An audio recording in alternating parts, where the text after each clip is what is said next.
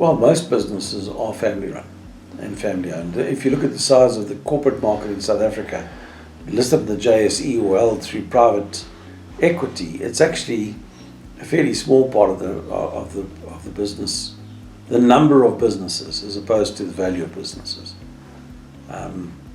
So small businesses run everything from service stations to laundries, restaurants, gardening services, electric fence fixes. Those are all small businesses that are family run. Even if you look at things like spaza shops in black townships, those are family run and family owned businesses.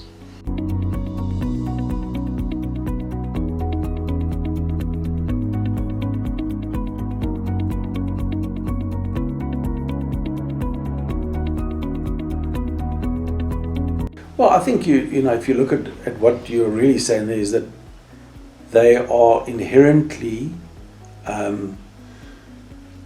more flexible as businesses.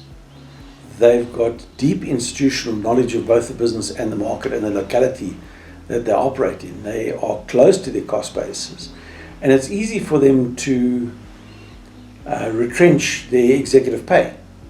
So, they don't have the same fixed cost structure for their senior management and owners, because they are owners, and owners do act differently to managers, and they will respond differently in their cost bases.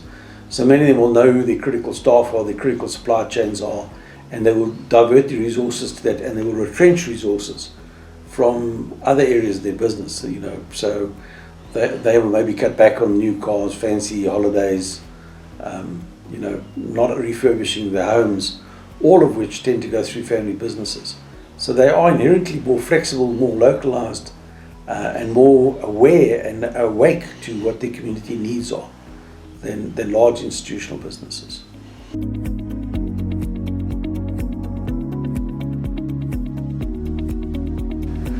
Well, I think many of them have been impacted by a generational change, where the people have either decided to retire or have passed on, and they aren't around anymore to run those businesses. So there's a bit of a generational change of leadership in some of those businesses.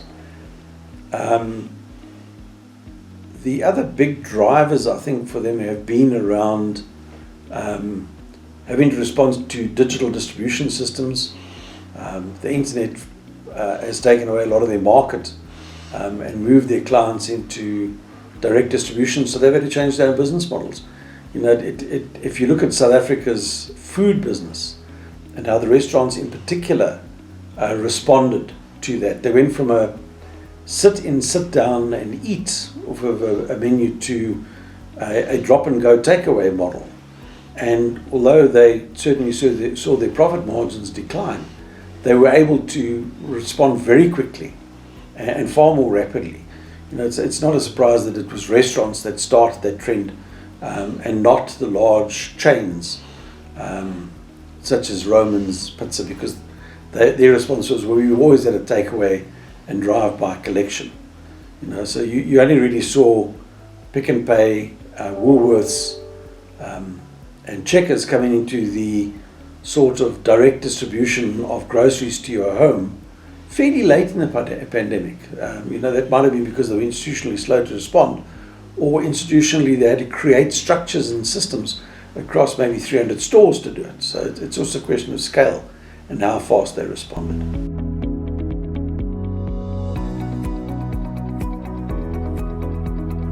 Well, in most cases where I've dealt with small family-owned businesses in the construction sector, they've literally focused on withdrawing resources and multitasking their management team. So, their overhead structures contracted quite quickly, and family members were retained.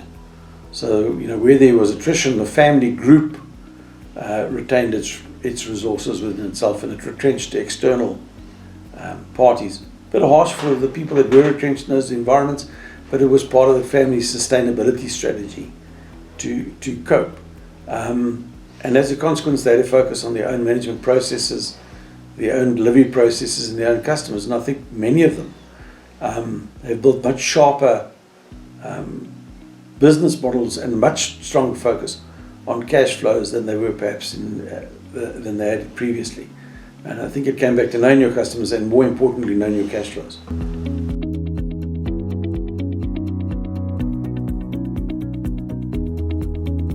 Well, I think, family-owned companies have their own sets of challenges as they grow. And it's not necessarily a turnaround so much as how do they manage maturity. So if you're a family-owned business and you look at retiring, and your son or daughter who's your logical successor isn't really a business person, how do you now create a governance process with professional managers? And that's a big change, and very often turnaround processes and people are used in allowing companies to mature their governance structure. So in one case you might be looking at situations where you're going to badly run mid-sized multinational company that's operating in South Africa and help the holding company sort out domestic governance. In the same way you work with a family company to manage the dynamics. The one thing that turnaround practitioners can't do, and I always said in turnaround family businesses, you really have to watch the dynamic between what happens around, if you pardon the colloquialism around here, what happens around the kitchen table and what happens around the boardroom table. And all of those dynamics need to be managed by the family leadership, and that is not necessarily just the CEO or leader of the business, but the entire family hierarchy and how it's structured. So it's great for soaps. Funny how they always seem to focus on family dynamics and family business dynamics, because those inherent conflicts are always there, and they've got to be managed properly. And turnaround professionals getting into that space find it very difficult to manage those because they are the outsider, and but this is how we've always worked, is far more firmly entrenched in a small family business than in a large corporate. So succession planning is really, really important for family-owned companies. How do they grow and migrate to a more professional business? And what are the constraints in their growth? Because the other thing that family companies really want is sustained and secure wealth, and not necessarily earnings growth. So they tend to be a lot more conservative. If you look, for example, the Rupert family, they've always been relatively conservative investors in the way they've grown their group. And it's a very large group today, and I appreciate that they wouldn't necessarily consider themselves a family-owned business, but certainly they've had 2 or 3 generations of good business leadership, as did the Oppenheimers when they grew their business. You had at least 2 or 3 succession of generations who understood the businesses they're in. And you also saw that in the way First National Bank and Rand Bank were run by Laurie Dippenaar and T.G. Ferreira. They really were a family business that was running a large institutional business, and they've migrated that business to a well-run professional corporate model. So it is quite possible, but those are some really unique challenges.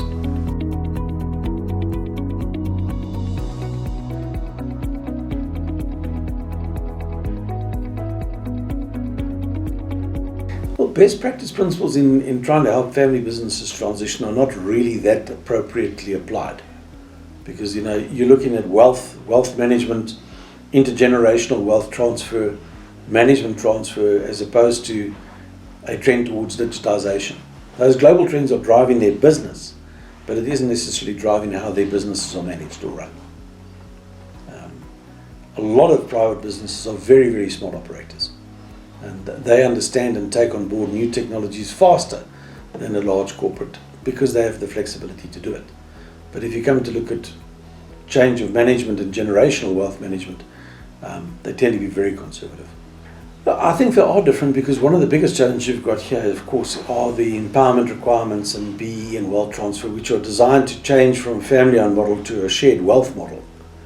And that transition of how do you empower businesses in the South African context is a very unique and localized challenge. And it creates its own sets of very deep and profound changes in those businesses.